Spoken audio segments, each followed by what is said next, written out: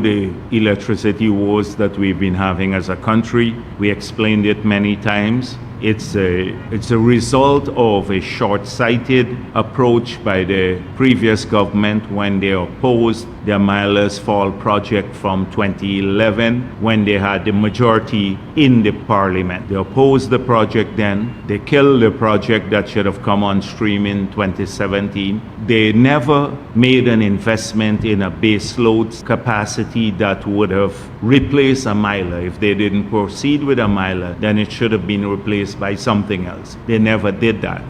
So we were left in government when we resumed office with practically the same old equipment that we left office with very, and in a situation where the economy was expanding and demand was increasing with very little investment in T&D. And so since then, we have made significant investments. We've added maybe 100 megawatts of installed capacity, or we're adding 100 megawatts of installed capacity through fossil fuel and solar. And now we have purchased and have installed nearly another 100 megawatts through the power ships. So about 200 megawatts of capacity we're adding to the system. The transmission mains are still old, but now, given what happened the last week, where the power ship sailed into the Demerara River and was connected to the grid a few nights ago, and that has allowed us now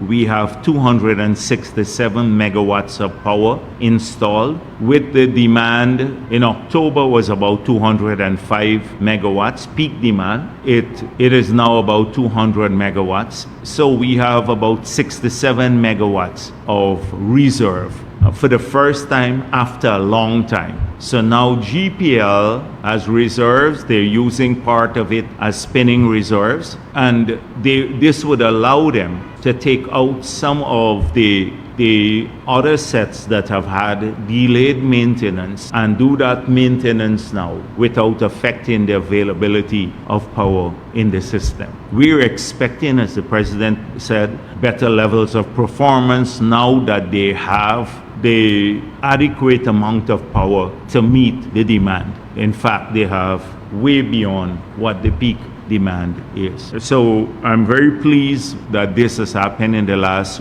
week, and we don't expect to have blackouts the way we had because of shortage of power or the availability of power.